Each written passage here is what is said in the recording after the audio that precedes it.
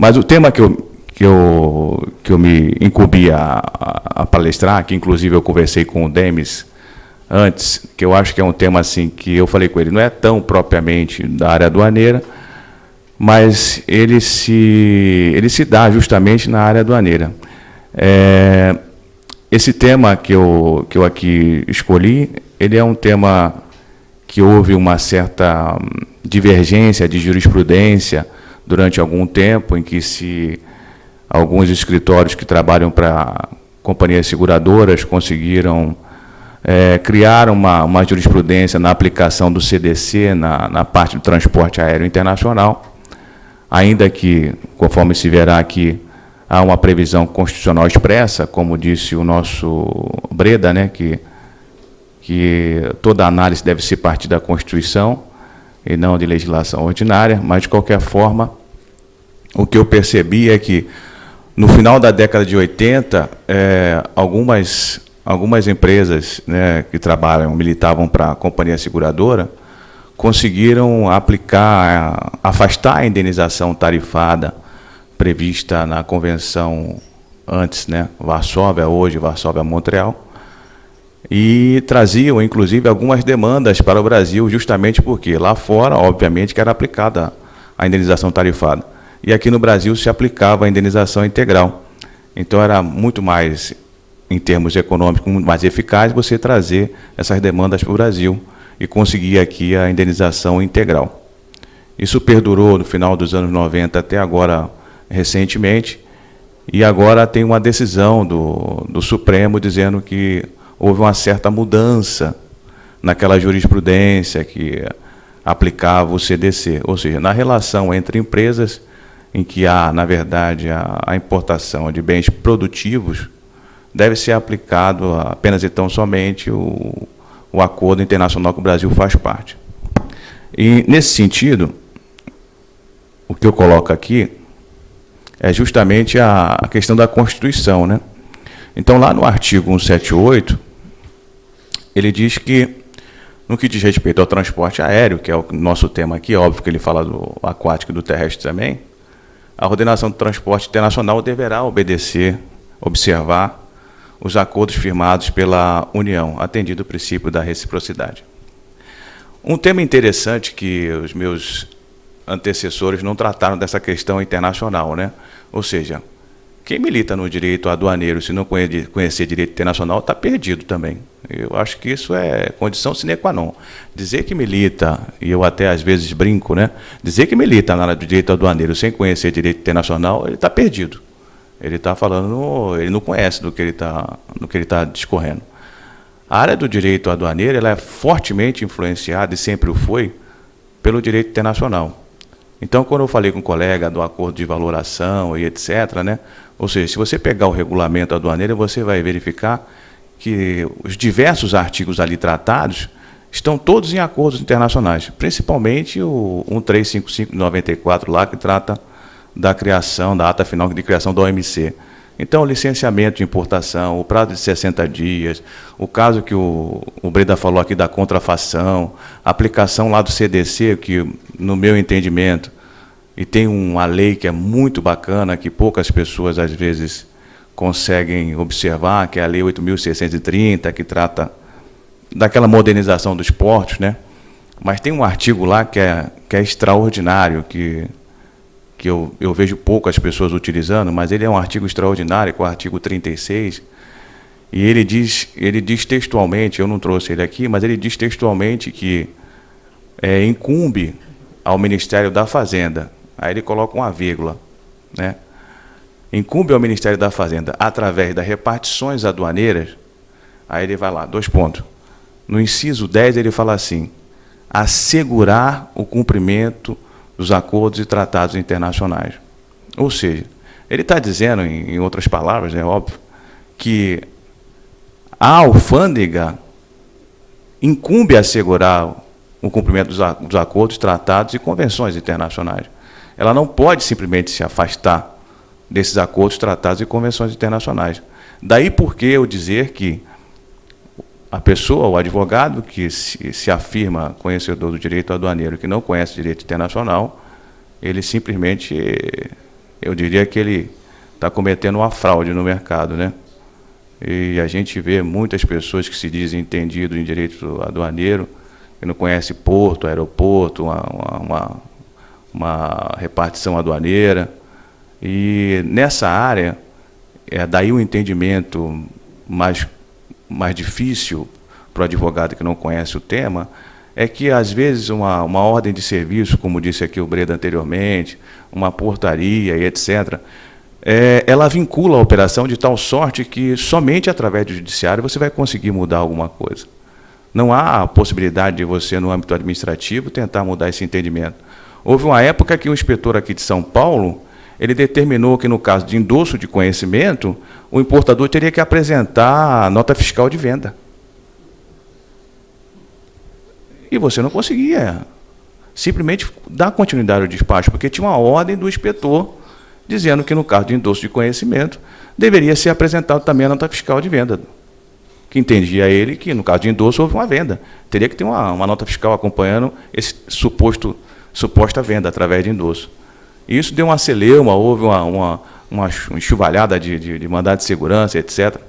Então, quando eu chamo a atenção para o direito internacional, e nesse tema aqui eu falo da responsabilidade civil do agente de carga aérea e do despachante aduaneiro, porque virou moda, né, entrar com ação de responsabilidade civil do agente de carga como se ele fosse um operador de transporte multimodal, né, desconhecendo amplamente a lei que trata do operador de transporte multimodal, o regulamento, ou seja, todos os requisitos necessários para que você ingresse com a ação, atribuindo aquela qualificação a um agente de carga que é mero intermediário, como está no Código Brasileiro da Aeronáutica. Então, nesse sentido, eu tenho visto que algumas ações demandadas aí contra a agente de carga estão fadadas ao fracasso. Em primeiro, porque não observam o acordo lá da Convenção de Montreal. Em segundo, que atribui qualificações ao agente de carga internacional que não são, na realidade, ele facilmente comprova isso. E, na verdade, já existe uma ampla jurisprudência no TJ de São Paulo, nesse sentido, né? Ele sendo mero intermediário, ele não pode ser responsabilizado por eventos que são próprios do transportador aéreo e não do mero agente de carga, né?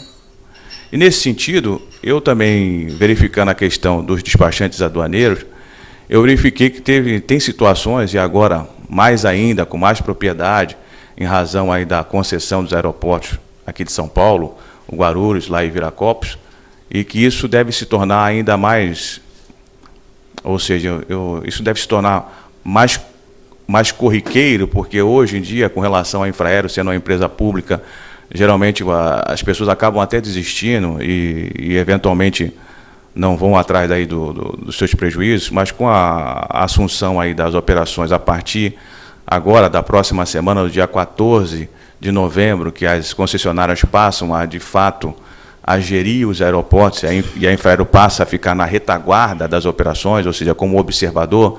Hoje a coisa funciona, a Infraero está à frente das operações e o concessionário vai ficar observando.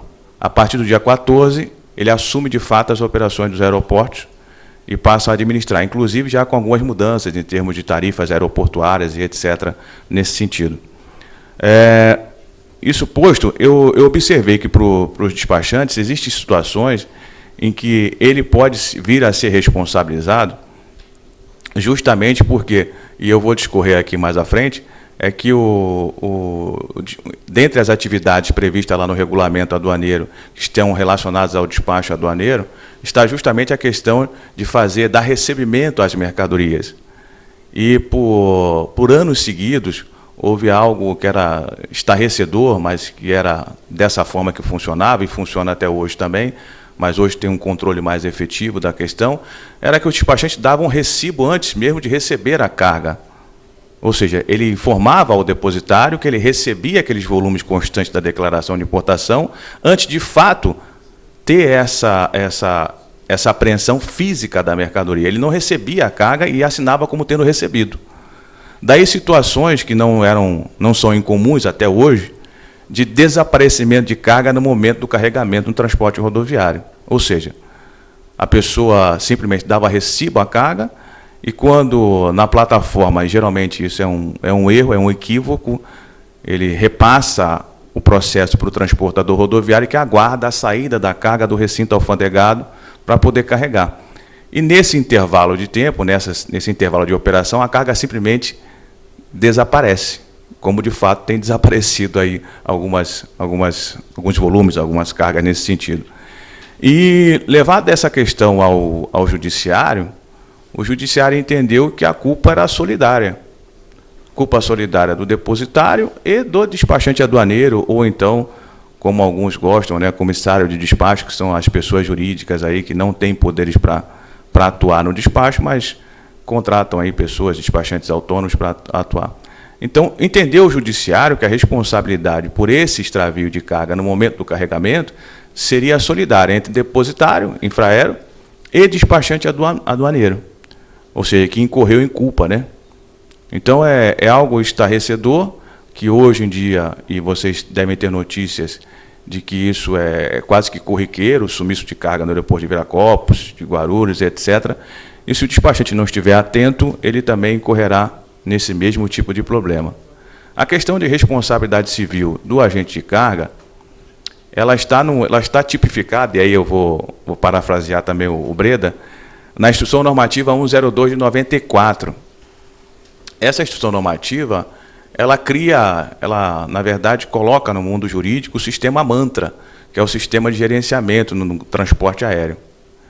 E essa instrução normativa, ela, inclusive, teve uma época, é uma época recente agora, que, inclusive, era motivo de aplicação de pena de perdimento, carga encontrada no recinto, na área pátio, né, que é aquela área onde as cargas ficam estacionadas, para depois seguirem para outra zona primária, outro aeroporto ou zona secundária, em que essas cargas estacionadas que não tivessem vinculado ou excedido o prazo, era considerada como carga sem o devido controle aduaneiro e se aplicava a pena de perdimento. Houve diversas situações em que houve a aplicação da pena de perdimento nesse sentido. Obviamente que depois no judiciário isso é afastado. Mas no que diz respeito ao agente de carga, existe expressa previsão legal de que a responsabilidade do agente de carga, ela se dá justamente no momento em que essa carga permaneça estacionada nessa área pátio, que é uma área em que a carga fica sob controle aduaneiro, e ela aguarda a sua movimentação, seja para um outro aeroporto, ou seja para um terminal, um recinto alfandegado de zona primária, zona secundária. Zona primária, para aqueles que não conhecem, zona primária, portos, aeroportos, pontos de fronteira alfandegados. Zona secundária, todo o recinto aduaneiro, com exceção desse que eu falei, que é local de entrada. Então, ela aguarda esse momento de transferência, ou seja, de saída do aeroporto para ir para um outro aeroporto, no caso do destino final. Para quem não sabe, a grande maioria das cargas importadas pelo Brasil, no que diz respeito ao transporte aéreo, elas chegam, na sua maioria, por Guarulhos, ou Viracopos, ou Rio de Janeiro, e depois são redestinadas para outros aeroportos, porque não há frequência de voo, e a maior frequência de voo ocorre em Guarulhos e Viracopos. Então, exemplificando, eu vou trazer uma carga lá para o aeroporto de Vitória. São pouquíssimos os voos diretos que tem para Vitória, a não ser voo charter. Exceto essa questão, ela vai chegar ou para o Guarulhos, ou para o Viracopos, ou pelo Rio de Janeiro, e vai ser transferida para o aeroporto de Vitória. Então, hoje, o aeroporto de Guarulhos tem mais de 500 voos diários, em que há o transporte misto de passageiro e carga. Daí a frequência que se chega a carga em Guarulhos e em Viracopos, mas Viracopos é mais um aeroporto de carga, e daí a frequência que chegam essas cargas lá. Nesse sentido, quando um agente de carga, ele obedecendo instruções do importador, ele traz uma carga e essa carga chega no aeroporto de Guarulhos ou Viracopos e essa carga é transferida, e nós no meio aduaneiro damos um nome removida, a remoção da carga para um outro aeroporto, e se ela permanece na área pátio, ela continua sob a responsabilidade do agente de carga, o que é extremamente perigoso, né? A Infraero vai se utilizar justamente dessa legislação para afastar a sua responsabilidade. e vai restar para o transportador ou o agente de carga, geralmente é o agente de carga que responde, e é demandado judicialmente sobre esse extravio. Eu tive recentemente um processo nesse sentido, que a carga veio do Peru, um transporte aéreo de prata pura, e chegando no aeroporto de Guarulhos, foi constatado que realmente os volumes chegaram, mas entre a área da pista, que é a área onde faz o taxiamento, onde os aeroportos fazem a operação de handling, que é a descarga, até entrar no terminal de carga da Infraero, houve um extravio de 5 volumes, né? E o agente de carga foi demandado, estranhamente, mas ele foi demandado justamente com o objetivo de se obter a indenização integral. O que nós conseguimos aí refutar totalmente, porque, em primeiro, que a responsabilidade daquela área ali é da Infraero. Em segundo, que o agente de carga é mero intermediário. E, em terceiro, que se fosse aplicado qualquer indenização, ela seria tarifada, conforme prevê a Convenção de Montreal. Então, aqui eu trago a legislação aplicável ao transporte aéreo, e vou discorrendo aqui quais seriam os dispositivos legais que tratam justamente desse tema, ou seja, qual é a legislação aplicável no transporte aéreo internacional.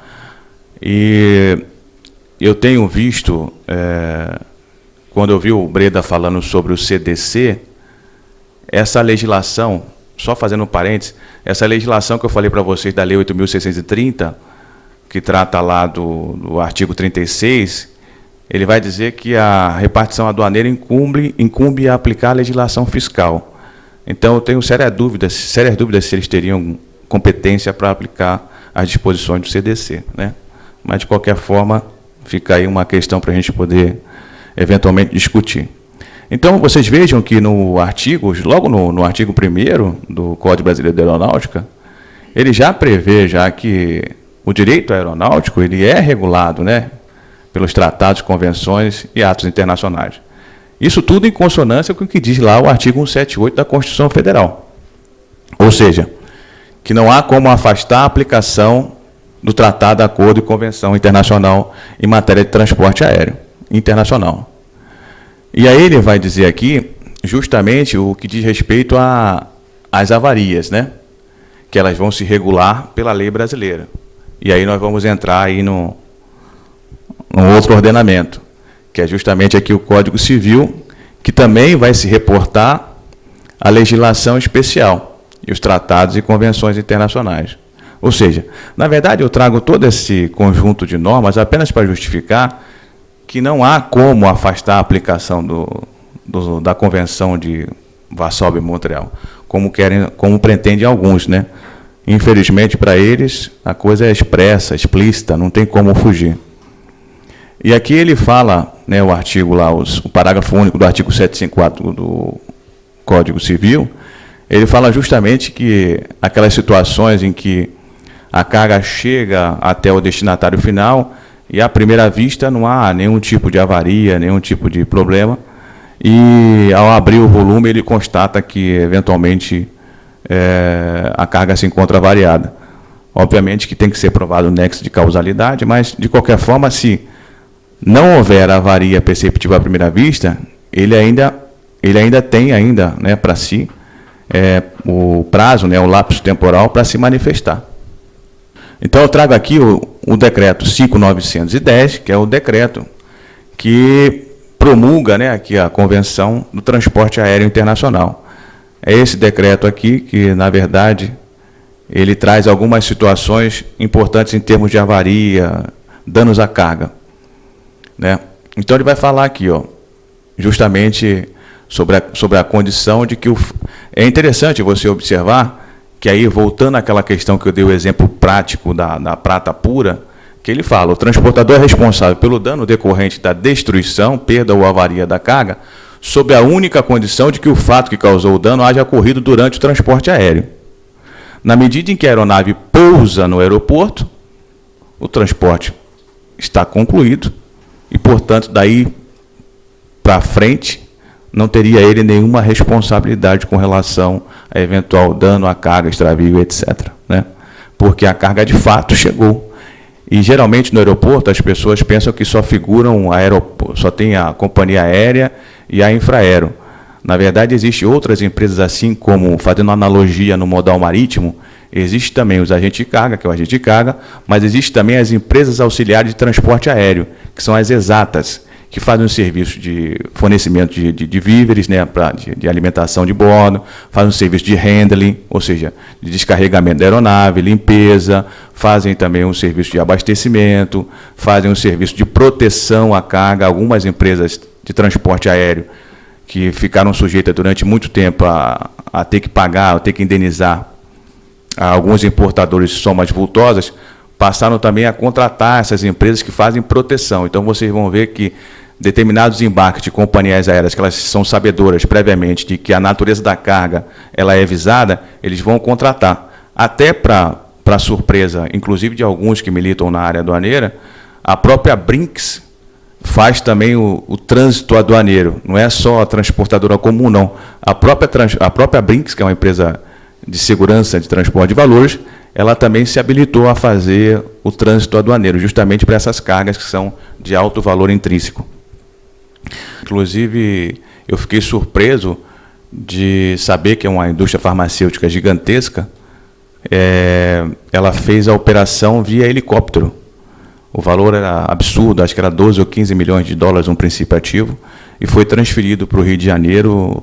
Não foi nem aéreo, não foi nem de aeronave, né? A aeronave propriamente dita, aeronave de passageiro, esse negócio todo. Foi um helicóptero, eles contrataram para transferir essa carga para o Rio de Janeiro. Não foi nem rodoviário, foi um helicóptero. Foi uma operação monstruosa para fazer essa transferência dessa carga. Aqui é a mesma continuação, que eu estou falando da excludente de responsabilidade, e aqui eu vou falar do regulamento aduaneiro. O regulamento aduaneiro hoje, existe uma questão muito interessante, que é a questão do... o governo tentou isso com a medida provisória 320 de 2006 e não conseguiu, porque não foi aprovada no Senado, e ele veio fatiando aquela medida provisória e incorporando no nosso ordenamento jurídico paulatinamente. Nesse sentido, o suporte legal para que você faça o processo de vistoria aduaneira em cargas importadas era o parágrafo único do artigo 60 do Decreto-Lei 37/66. Esse decreto, esse parágrafo único, ele foi revogado pela medida provisória 497, que depois foi convertida na Lei 12.350. Então, hoje, em termos aduaneiros, a Receita Federal não tem sequer mais suporte jurídico para fazer eventual processo de vistoria aduaneira, ou como queiram, vistoria oficial, para apurar a responsabilidade pelas avarias. Hoje é uma questão que deve ser resolvida entre as partes. Ou seja, a Receita Federal não quer saber, não quer se intrometer nesse assunto. Se você eventualmente tiver uma carga variada, você terá que se ajustar ou com o transportador aéreo, agente de carga, etc. A Receita Federal não fará processo de apuração de vistoria para avaria. O caso de extravio continua valendo, que é o termo de conferência final de manifesto, que se apura o excesso ou a falta de volumes e atribui-se já já faz-se lá o auto de infração para a cobrança do respectivo crédito tributário. No que diz respeito aqui à responsabilidade pela avaria e pelo extravio das mercadorias, o próprio regulamento aduaneiro já traz algumas situações, e aqui ele fala aqui ainda, né, no parágrafo único, ele fala em algumas situações em que a responsabilidade, no caso, ela já é objetiva, né? Ou seja, inclusive ela já é presumida. No caso aqui, para efeitos fiscais, no caso do extravio, ela já imputa a responsabilidade ao transportador. Ou seja, tem uma série de situações, que eu não elenquei todas aqui, mas eu apenas trouxe aqui a questão do extravio e da avaria visível por fora, que hoje já não tem mais suporte legal para ser apurada pela Receita Federal. E abaixo ele fala na conferência final de manifesto, que é a situação em que você apura a falta ou excesso de volume, né? E aqui eu trago aqui justamente aquela questão que eu disse da previsão de responsabilidade do agente no caso de carga que permaneça ou se destine a outro aeroporto ou outro recinto alfandegado de zona secundária.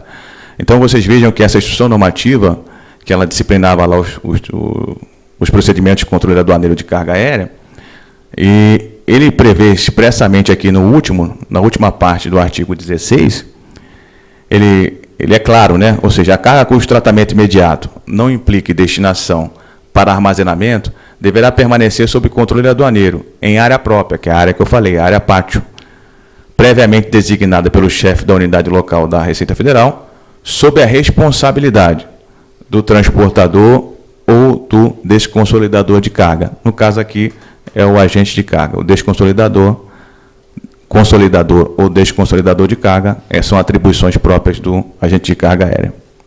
Então, vocês vejam que a própria instrução normativa, já em 94, ela previa a responsabilidade do agente de carga aqui também, do transportador ou do agente. Geralmente, as empresas vão demandar contra o agente de carga, por quê? Porque, fazendo uma analogia com a agência de turismo, geralmente o importador contrata tudo com o agente, ou seja, o agente fica encarregado de fazer a coleta no exterior, que é o chamado pick-up, retirar a carga do exportador, levar até o aeroporto, contratar a companhia aérea e trazer essa carga para o Brasil. Aquele agente de carga que faz, às vezes, também de despachante aduaneiro, também se incumbe de fazer o desembaraço. E se ele tiver empresa de transporte, geralmente também ele faz a entrega no destino final, que é a famosa operação door-to-door, né, que vocês vão ouvir falar, porta a porta. Eu sou totalmente contra as empresas contratarem uma empresa só que façam todas as atividades, porque geralmente a empresa que der sequência vai tentar omitir o erro ou a falta ou a falha da sua congênere, da sua associada. Eu não sou favorável nesse sentido, mesmo porque também você pode caracterizar, ainda que não seja legalmente, mas você pode caracterizar uma operação de transporte multimodal em que o agente ficaria responsável, mesmo porque fica sob sua custódia, durante todo esse percurso, o que eu não recomendo. De qualquer forma, vocês observam que essa situação aqui é uma das situações mais perigosas e mais comuns e corriqueiras no transporte aéreo, na importação aérea, porque a grande maioria das cargas que geralmente chegam ao Brasil, elas não são destinadas ao aeroporto. Geralmente você tem um chamado, eles chamam de tratamento da carga 4, TC4, que é remoção da carga para um outro local, outro recinto alfandegado. Obviamente que isso tem uma razão de ser. A tarifa de armazenagem aeroportuária, ela é progressiva e crescente ao longo do tempo. Então, o custo de você transferir uma carga do aeroporto para uma zona secundária, ele vai ser menor do que, eventualmente, você deixar a sua carga permanecer no aeroporto. Então, isso aqui é extremamente utilizado no transporte aéreo. A carga chega no aeroporto e é removida para um recinto alfandegado de zona secundária. E acontece que, nessas situações aqui, ocorrem muitas avarias, extravios e danos à carga. Infelizmente, é uma situação corriqueira, né? E os valores são altíssimos, né? Não estamos falando de coisa corriqueira no sentido de são importações de baixo valor agregado. Você vai ter importações de baixo valor agregado, no mais das vezes, no modal marítimo. No modal aéreo, geralmente são cargas de pequeno peso, mas de alto valor agregado. Se você levar em consideração que o aeroporto de Guarulhos, 50% do movimento do aeroporto de Guarulhos é de laboratórios farmacêuticos, você tem embarques de 5, 6, 7, 8, 10 milhões de euros, assim, corriqueiro. Então, a situação aqui realmente é preocupante. E, infelizmente, as pessoas sequer se dão conta desse tipo de problema aqui. E aí eu falo do... Já deu? Então, eu falo aqui da atividade do despachante aduaneiro, e aí eu falo exatamente quais são as atividades em que ele pode incorrer em problemas graves no exercício da sua atuação, que é justamente ali, o recebimento está ali, está expressamente, no inciso 5º, recebimento de mercadorias desembaraçadas. E aí ele recebe a carga e, eventualmente, essa carga não chega até o transportador. E ele vai ser responsabilizado.